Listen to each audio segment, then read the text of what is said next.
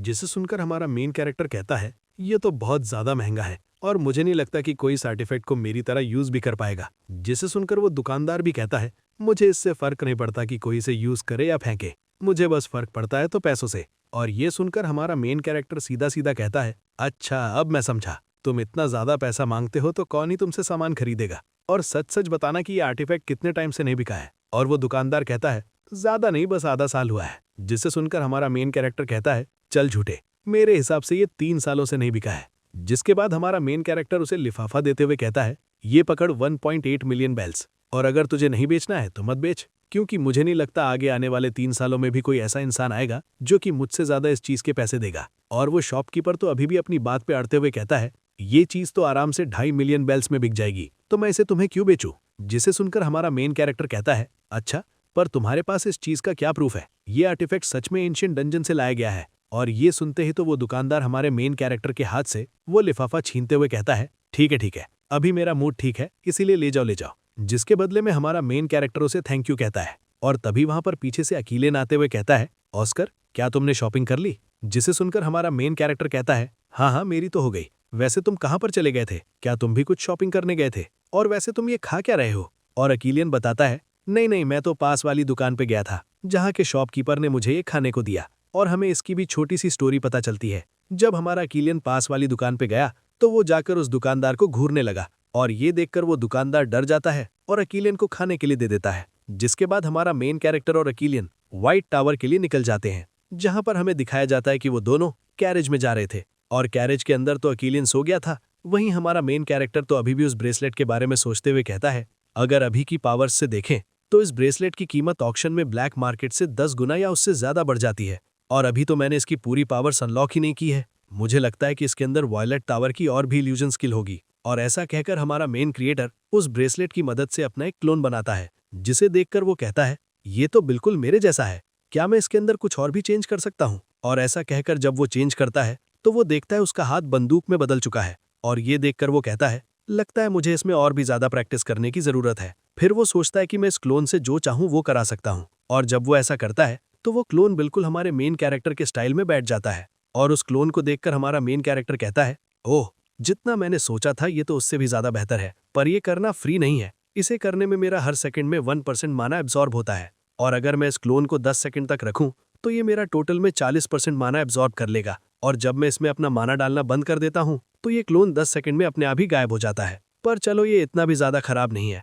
इस आर्टिफैक्ट को देखकर लगता है ये किसी हाई लेवल मेज का था। और आज मुझे ये बात भी कंफर्म हो गई कि एंशिएंट डंजन्स के आर्टिफैक्ट सच होते हैं। और तभी किलियन भी हड़बड़ाकर उठ जाता है, जिसे देखकर हमारा मेन कैरेक्टर कहता है, क्या हुआ, तुमने कोई बुरा सपना देखा क्या। और किलियन कहता है, नहीं, मुझे ऐसा लगा कि मेरी बॉडी में कुछ वाइब्रेट कर रहा है, इसीलिए मैं उठ गया। लगता है ये वही कार्ड वाइब्रेट कर रहा है जो कि उस येलो टावर के लोगों ने मुझे दिया था। जिसे सुनकर हमारा मेन क्रिएटर कहता है, ओह, वैसे उन लोगों ने तुम्हें नहीं कहा था कि 2-2 घंटे में लोकेशन चेक करनी है, और अभी तो 6 घंटे बीत चुके हैं। और तभी बाहर से कैरेज वाला कहता है, तुम रास्ते से साइड हटो। और ये सुनकर हमारा मेन कैरेक्टर जब बाहर देखता है तो वो देखता है कि सामने कोई है, जिसे देखकर वो कैरेज वाले को कहता है, 1 मिनट रुको। और ये सुनकर किलियन अंदर से पूछता है, क्या हुआ ऑस्कर, बाहर कौन है। और हमारा मेन कैरेक्टर कहता है, इसे देखकर तो लगता है ये वही येलो टावर का मेज है जो कि हमें ब्लैक मार्केट में मिला था, और इसे देखकर लगता है कि इसकी हालत कुछ ठीक नहीं है। जिसके बाद हमारा मेन कैरेक्टर कैरेज से उतरते हुए उससे पूछता है, बन, क्या हुआ। और वो बंदा नीचे गिरते हुए कहता है, ओह, तुम तो वही व्हाइट टावर वाले मेज हो ना, प्लीज मेरी मदद करो, वो चोमू मेरा बड़ा भाई किडनैप हो गया है। और हमारा मेन कैरेक्टर कहता है, किडनैप, पर तुम्हारे जैसे येलो टावर के मेज को कौन किडनैप करेगा। वहीं वो चोमू का छोटा भाई डरते हुए कहता है, मैं भी पकड़ा गया था, पर मैं किसी न किसी तरह वहां से भाग छूटा। और ये सुनकर हमारा मेन कैरेक्टर उससे पूछता है, पर तुम्हें किडनैप किया किसने। और वो बताता है, मेज हंटर ने, उसने अभी तक मेरे भाई जोनाथन यानी चोमू को किडनैप करके रखा है। और ये सुनकर तो किलियन भी बाहर आ जाता है। जिसके बाद वो हमारे मेन कैरेक्टर से कहता है, चलो ऑस्कर। और ये सुनकर हमारा मेन कैरेक्टर कहता है, क्या सच में किलियन, तुम इसकी मदद करना चाहते हो। जिसे सुनकर किलियन कहता है, हम फॉरेस्ट के वॉरियर हैं ऑस्कर, हम किसी को भी ऐसे दर्द में नहीं छोड़ सकते हैं। वहीं हमें उस चोमू के छोटे भाई को दिखाया जाता है, जिसकी शक्ल तो कुछ और ही कह रही थी। हमें एक ऐसी जगह दिखाई जाती है जहां से बहुत ज्यादा चीखने की आवाज आ रही होती है। और ये सुनकर वो चोमू का भाई कह रहा होता है, ये तो मेरे चोमू भाई की आवाज है। और ये सुनकर किलियन कहता है, तब तो ये अच्छा है कि वो अभी तक जिंदा है। वैसे ऑस्कर, तुम्हारे पास क्या प्लान है। और हमारा मेन कैरेक्टर कहता है, कुछ खास नहीं, हम सीधा अंदर जाएंगे और उस मेज हंटर को टपका डालेंगे।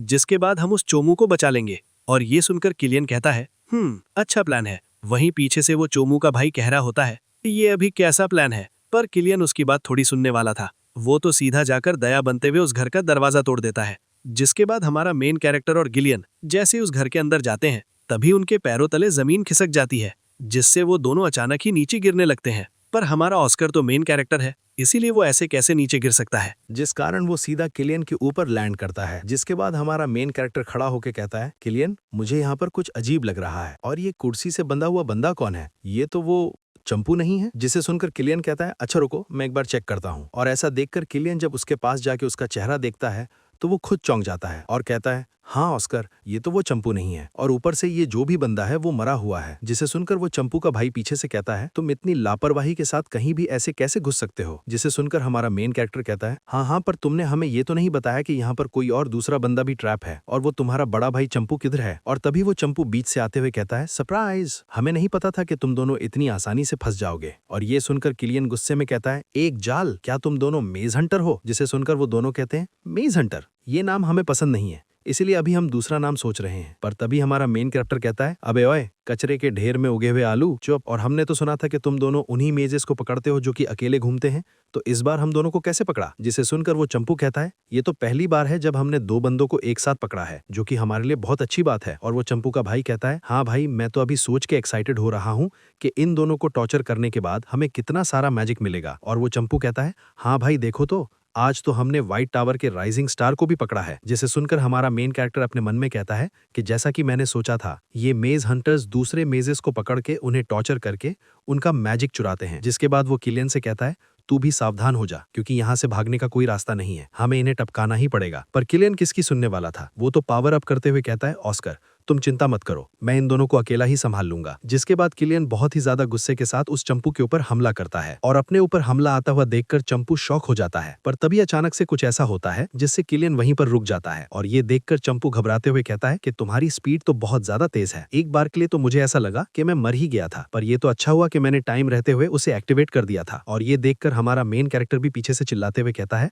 किलियन तुम्हें क्या हुआ? जिसे सुनकर वो चंपू कहता है, लगता है तुम्हें अभी तक पता नहीं चला कि तुम्हारे दोस्त के साथ क्या हुआ है। और हमारा मेन कैरेक्टर कहता है, नहीं मुझे पता है कि ये सब तुम्हारे उस बिजनेस कार्ड के कारण हो रहा है। तुमने इस बिजनेस कार्ड के अंदर लोकेशन ट्रैकिंग मैजिक के साथ पैरालाइसिस मैजिक भी जोड़ रखा था, जिसके कारण जिसके भी पास ये बिजनेस कार्ड होगा तुम उसे अपने माना थ्रेड की मदद से कभी भी पैरालाइज कर सकते हो। और ये सुनकर चंपू कहता है, ओहो तुम तो बहुत ज्यादा स्मार्ट हो, तुम्हें पता है तुम पहले बंदे हो जिसने हमारी पूरी धोती खोल के रख दी। वही हमारा मेन कैरेक्टर अपने मन में कहता है कि मुझे तो इन दोनों लोगों पर ब्लैक मार्केट से ही शक था, पर तब मैंने ये सोचा था कि 50% चांसेस हो सकते हैं कि ये गोल्डन टावर से होंगे, वहीं 50% चांसेस ये भी हो सकते हैं कि ये दोनों मेज हंटर होंगे। और गोल्डन टावर पर तो मुझे इसलिए शक हुआ क्योंकि व्हाइट टावर अब अपने बिजनेस को बहुत तेजी से बढ़ाता जा रहा है, इसलिए वो हमें रोकने की कोशिश करेंगे। पर चलो अभी तो उन्होंने कुछ नहीं किया, इसलिए हमें फ्यूचर में ध्यान रखना होगा। और ये सुनकर वो चंपू का भाई कहता है, क्या फ्यूचर में? तुझे क्या लगता है कि तुम दोनों यहाँ से जिंदा जा पाओगे? और ऐसा कहते हुए हमारे मेन कैरेक्टर पर फायरबॉल मैजिक का यूज करता है, और हमारा मेन कैरेक्टर भी उसके फायरबॉल मैजिक को रोकने की कोशिश नहीं करता है, जिसे देखकर वो चंपू और चंपू का बड़ा भाई दोनों चौंक जाते हैं। और चंपू घबराते हुए कहता है, ये कुछ अजीब नहीं है, वो इतनी ज्यादा आग में होने के बाद भी चिल्ला क्यों नहीं रहा है? क्या उसे आग से फर्क नहीं पड़ता है? और तभी हमारा मेन क्रिप्टो आग की लपटों में से अपना हाथ निकालते हुए कहता है, रेड टावर के मेज, तुम्हें पता है जब उनके बच्चे आंख खोलते हैं तो उन्हें इतनी गहरी आग के अंदर रहना पड़ता है जब तक उनका लेवल 4 या उससे ज्यादा नहीं हो जाता। तुम्हें अंदाजा भी है कि उन्हें कितना ज्यादा दर्द झेलना पड़ता है, और ये दर्द उन्हें कमजोर नहीं बनाता, ये दर्द उन्हें मजबूत बनाता है, इतना मजबूत कि वो अपने अंदर की आग को कंट्रोल कर सके। और ये देखकर वो चंपू अपने छोटे भाई से कहता है, अबे ये क्या हो रहा है? और चंपू का छोटा भाई घबराते हुए कहता है, मुझे नहीं पता, मैंने ऐसा मैजिक कभी नहीं देखा, और तो और ये मेरा मैजिक अब्सॉर्ब कर रहा है। और ये देखकर चंपू किलियन की गुद्दी पकड़ के हमारे मेन कैरेक्टर से कहता है, हार मान जाओ वरना तुम्हारा ये दोस्त आज जिंदा नहीं बचेगा। जिसे सुनकर हमारा मेन कैरेक्टर सीधा कहता है, हाँ तो मार दे इसे। और ये सुनकर चंपू कहता है, क्या? और हमारा मेन कैरेक्टर कहता है, हाँ मार दे, अगर तुझे लगता है ये तेरे कोई काम का नहीं है तो इसे मार दे। और ये सुनकर चंपू गुस्से में कहता है, तुझे क्या लग रहा है मैं मजाक कर रहा हूँ? मैं इसे सच में मार दूंगा, और हमें मेजेस की कोई कमी नहीं है, हम कोई दूसरा मेज पकड़ लेंगे। जिसे सुनकर हमारा मेन कैरेक्टर कहता है, हाँ दूसरा मेज तो तुम पकड़ ही लोगे, पर व्हाइट टावर का राइजिंग स्टार तो एक ही है, और अगर फिर भी तुम इसे मारना चाहते हो तो ठीक है किलियन, तू चिंता मत कर भाई, तेरे मरने के बाद मैं तेरा बदला इनसे ले लूंगा। और ये सुनकर चंपू अपने मन में कहने लगता है, ये दोनों किस तरह के कमीने हैं, और ये किलियन, मैं इसे मारने वाला हूँ। पर फिर भी ये हंस क्यों रहा है? क्या इसे मौत का डर नहीं है? ये दोनों तो सच में पागल है। और हमें दिखाया जाता है कि हमारा मेन कैरेक्टर उन दोनों पर वाटर मैजिक से हमला करने वाला होता है। पर तभी वो चंपू का छोटा भाई हमारे मेन कैरेक्टर के ऊपर लाइटनिंग मैजिक से हमला कर देता है और उसे लगने लगता है कि वो हमला हमारे मेन कैरेक्टर को लग गया है, जिससे उसका नामो निशान खत्म हो गया है। पर तभी वो देखता है कि वहां पर तो हमारा मेन कैरेक्टर होता ही नहीं है, बल्कि वो उसका क्लोन मैजिक होता है। और ये देखकर चंपू चिल्लाते हुए कहता है वो कहाँ पर गया, उसे ढूंढो। और वहीं चंपू का छोटा भाई तो अभी तक ये सोच रहा होता है कि हमारे मेन कैरेक्टर ने क्लोन मैजिक का यूज कब किया। पर तभी उसे अपने पीछे से एक आवाज आती है और जब वो अपने पीछे देखता है उसे दिखाई देता है कि उसके चंपू भाई का गला नीचे पड़ा है। और ये देखकर वो बहुत ज़्यादा घबरा जाता है और अपनी जान बचाकर उस घर से भागने लगता है। पर तभी हमारा मेन कैरेक्टर उसके ऊपर स्टीम एक्सप्लोजन मैजिक का यूज़ करता है, जिससे वहाँ पर बहुत बड़ा धमाका होता है। पर डरने की कोई बात नहीं है, हमारा मेन कैरेक्टर और किलियन सेफ हैं, क्योंकि हमारे मेन कैरेक्टर ने उन दोनों के ऊपर विंडशील्ड मैजिक का यूज़ कर लिया था। और हमें दिखाया जाता है कि चंपू का छोटा भाई तो अभी भी जिंदा होता है, जिसे देखकर हमारा मेन कैरेक्टर कहता है कि लगता है आज यमराज थोड़ा लेट हो गए हैं। पर वैसे अगर तुम्हारी कोई अंतिम इच्छा है तो तुम बता दो, क्योंकि तुम्हारा भाई तो कुछ नहीं बता पाया। और वो कहने लगता है मुझे बचा लो, मैं तुम्हें अपना सारा मैजिक दे दूंगा, बस तुम मुझे बचा लो। जिसे सुनकर हमारा मेन कैरेक्टर कहता है अच्छा, वो मैजिक जो कि तुमने इतने सारे लोगों को मार के उनसे चुराया है, तुम वो मैजिक मुझे दोगे? ना मुन्ना ना, मुझे ऐसा मैजिक नहीं चाहिए। और हाँ, वैसे मेरे पास तेरा थोड़ा मैजिक पड़ा है, तू वो वापस ले ले। और ऐसा कहकर हमारा मेन कैरेक्टर उसे उसका ही वो पहले वाला फायर मैजिक जो कि उसने हमारे मेन कैरेक्टर पे यूज़ किया था, वो उसे वापस दे देता है, जिससे चंपू और चंपू के छोटे भाई दोनों का किस्सा वहीं पर ख़त्म हो जाता है। जिसके बाद हमारा मेन कैरेक्टर उस घर से बाहर आके एक बहुत ही बड़ी ज्ञान की बात कहता है। देखो, क्राइम अपनी ज़िंदगी में लगभग सारे लोग करते हैं, पर अगर क्राइम करने के बाद तुम्हें खुद पर शर्म नहीं आती और ना उसका पछतावा होता है और ना ही तुम्हें सही और गलत की कोई परवाह है, तो तुम मेरी नज़र में तो इंसान बिल्कुल भी नहीं हो। असल में तुम एक राक्षस बन चुके हो, जिसका अंत होना एक ना एक दिन निश्चित है। जिसके बाद हमारा ये सीन शिफ्ट होता है और हमें अगले सीन में एक बंदे को दिखाया जाता है जिसके पास एक फ़ोन कॉल आता है। और जैसे ही वो कॉल उठाता है तो उसे आवाज़ आती है, हमें खबर मिली है मार्क स्वीट ने आत्महत्या करने की कोशिश की है। जिसे सुनकर वो फ़ोन उठाने वाला आदमी कहता है अच्छा, तो मैं क्या करूं? क्या मैं तुम्हें ये बोलूं कि तुमने अच्छा काम किया है? और ये सुनकर वो फ़ोन पर बंदा कहता है नहीं नहीं सर, मैं ऐसा नहीं कहना चाहता, मैंने तो सोचा कि मुझे आपको ये खबर दे देनी चाहिए। जिसे सुनकर वो बंदा कहता है अच्छा, तो तुम ही बताओ हमारे फेल होने का क्या कारण था। और वो फ़ोन कॉल पर बंदा बताता है कि हमने जो सिचुएशन सोची थी वो असल में उससे ज़्यादा कॉम्प्लिकेटेड हो गई थी। जिसे सुनकर वो बंदा कहता है हाँ हाँ, सिचुएशन तो कॉम्प्लिकेटेड होनी थी, क्योंकि हमारे सामने दो बड़ी बड़ी रुकावटें जो आ गई थीं। पहली वो पर्पल ब्रिगेड और दूसरा इंपीरियल फैमिली। इन दोनों बड़े बड़े ग्रुप से निपटने के कारण हमारा मिशन पूरा फेल हो गया। और वैसे हम पर्पल ब्रिगेड के बारे में तो कुछ नहीं कर सकते हैं, पर क्या तुमने ये पता लगाया कि इंपीरियल फैमिली को कॉल किसने किया था?